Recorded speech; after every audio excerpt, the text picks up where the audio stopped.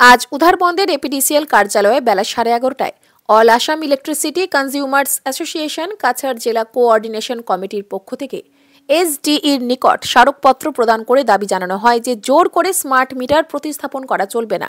স্মারকপত্র প্রদানকালে সংগঠনের পক্ষ থেকে দীপঙ্কর চন্দ্র, সঞ্জীব রায়, হিল্লোল ভট্টাচার্য, চাম্পালাল দাস, ইউনিশ আলী চৌধুরী প্রমুখ বলেন যে এমনিতেই বিদ্যুতের মাশুল অত্যধিক হারে বৃদ্ধি হওয়ায় সাধারণ গ্রাহকরা নাজেহাল হচ্ছেন।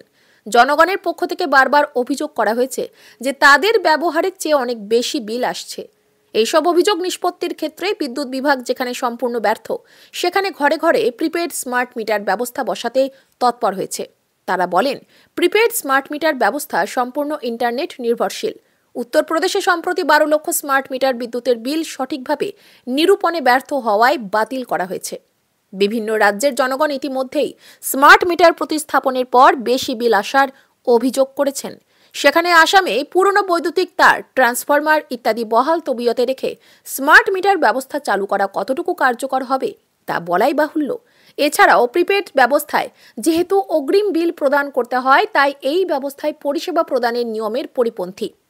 বর্তমান পোস্টপেড ব্যবস্থায় মাসের শেষে বিল আসে এবং তা প্রদানের ক্ষেত্রেও কিছুটা সময় দেওয়া হয়, তাই গ্রাহকরা তা প্রদান করতে পারেন।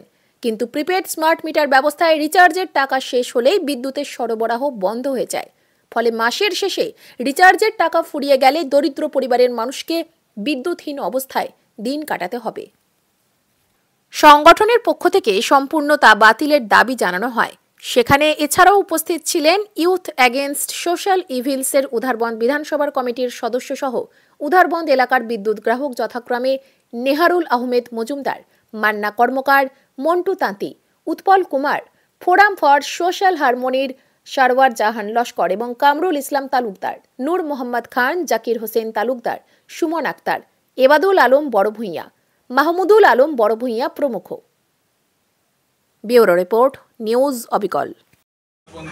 এপিডিসিএল অফিসে all Assam electricity consumer association এবং ইয়াসি উধারবন্দ এখানে আঞ্চলিক কমিটি আছে, এখান থেকে আমরা এসেছিলাম। এসে এখানে যে এসডিই ওনার কাছে একটি স্মারকপত্র দিই।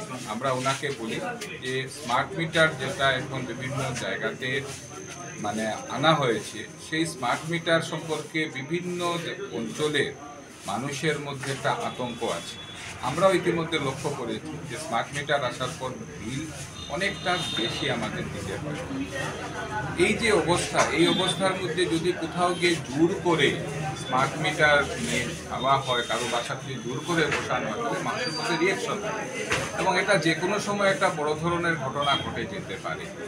যার জন্য আমরা বলেছি, যেহেতু স্মার্ট মিটারে বিল বেশি আসছে, যেহেতু স্মার্ট মিটারে আগে পয়সা দিতে হয়, স্মার্ট মিটারে প্রথম কয়েক মাস থাকে এমনিতে, 2-3 মাস পরেই এটাকে প্রিপেইড করা হয় এবং প্রিপেইড করা হওয়ার পর কী করতে হয়, মাসে আগে সমস্ত পয়সা আপনাকে দিতে হয় এবং যেই মুহূর্তে পয়সা শেষ হয়ে যায় সঙ্গে সঙ্গে ইলেকট্রিকের কারেন্ট এমনিতেই চলে যায়। আজকে যেমন 1 মাসের বিল পরের মাসে দিতেও হয়, এর পরের মাসেও বলে তারা কনসিডার করে।